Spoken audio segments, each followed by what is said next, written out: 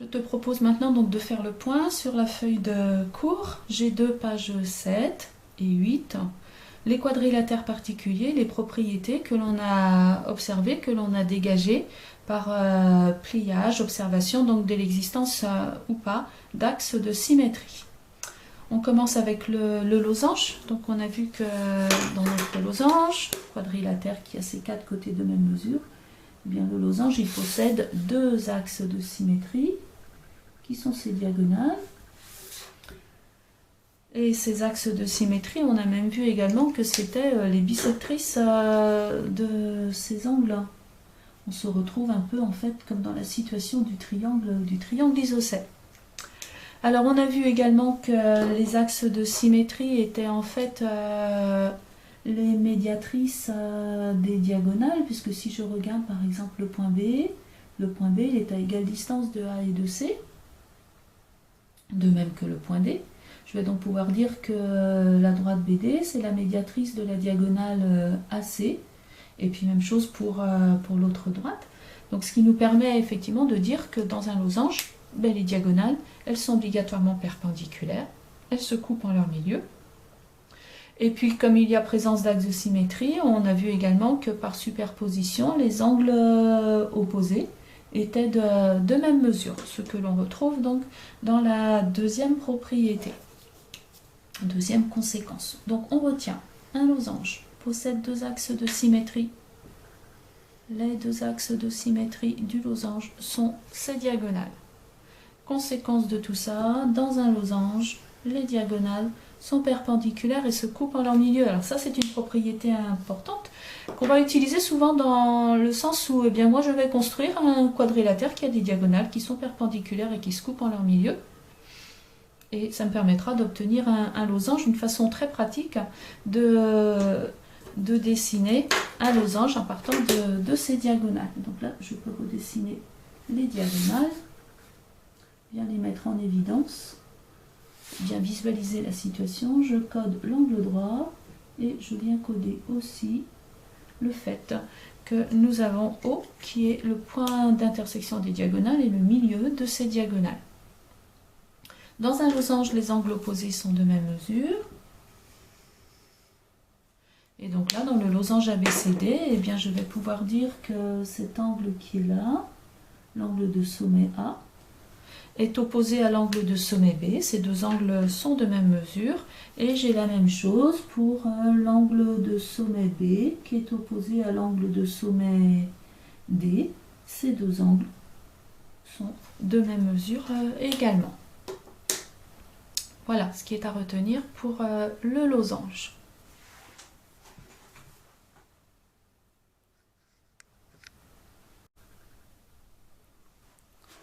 On tourne la page et je te propose de poursuivre avec le rectangle. Alors on a vu que le rectangle lui aussi avait deux axes de symétrie, mais attention, pour le rectangle, les axes de symétrie ne sont pas ces diagonales. Ça c'est une erreur que l'on fait fréquemment. Donc là aussi, moi je te conseille pour apprendre ta leçon, de manipuler le rectangle que nous avons utilisé tout à l'heure. Les médiatrices des côtés, ce sont les axes de symétrie, absolument pas de diagonale pour le rectangle.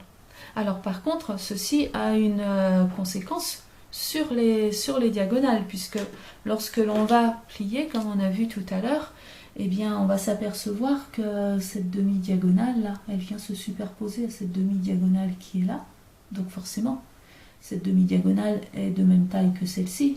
Et puis si je superpose en utilisant l'autre axe de symétrie, cette demi-diagonale, elle superpose aussi à celle-ci.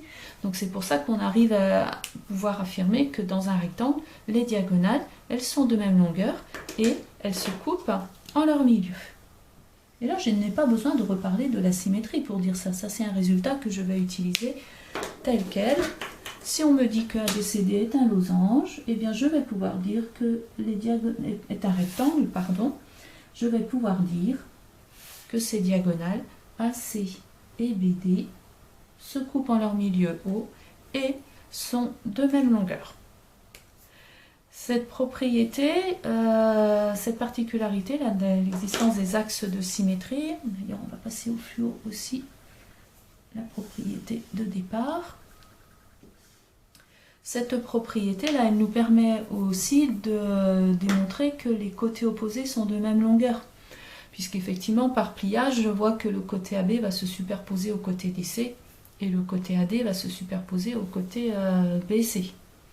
Les côtés opposés sont également parallèles, et ça, si tu te souviens, on l'avait déjà évoqué lorsque l'on avait vu les propriétés sur les droites parallèles et perpendiculaires, puisqu'on va pouvoir ici, à partir de l'information que l'on connaît du rectangle, à savoir qu'il a 4 angles droits, et bien dire par exemple que la droite AD est perpendiculaire à la droite AB, la droite BC de même, elle est perpendiculaire à la droite AB, et tu te souviens peut-être de la propriété qui nous dit que lorsque l'on a deux droites qui sont parallèles à la même droite, eh bien ces deux droites, elles sont parallèles. Cette propriété donc nous permet effectivement d'affirmer que les côtés opposés sont parallèles. Donc côté opposé, parallèle et de même longueur. Et là, donc, tu peux aussi coder avec de la couleur. Toujours plus facile pour retenir et mémoriser la leçon. Je vais mettre les deux longueurs d'une même couleur, en vert par exemple, les deux largeurs d'une autre couleur, en rouge, et voilà, ça c'est un résultat que tu connaissais depuis déjà longtemps. Mais là maintenant, la différence c'est que tu es capable de le prouver, tu es capable d'expliquer pourquoi c'est comme ça. On termine avec le carré. Donc, particularité du carré, on sait que c'est à la fois un rectangle et un losange, donc eh bien, on va se retrouver avec un carré qui a les deux axes de symétrie du rectangle et les deux axes de symétrie du losange. Par conséquent, eh bien, les quatre axes de symétrie de notre carré, ce sont donc, comme on a dit, les deux axes de symétrie du rectangle, donc les deux médiatrices des côtés, et puis les diagonales qui, elles, correspondent en fait aux axes de symétrie du losange. Donc pour ce carré, on se retrouve avec quatre axes de symétrie. Alors bien sûr, notre carré va avoir les propriétés du rectangle et les propriétés du losange. Donc dans notre carré, bien, les côtés opposés sont parallèles, sont bien sûr de même mesure, puisque les quatre côtés d'un carré sont de même mesure.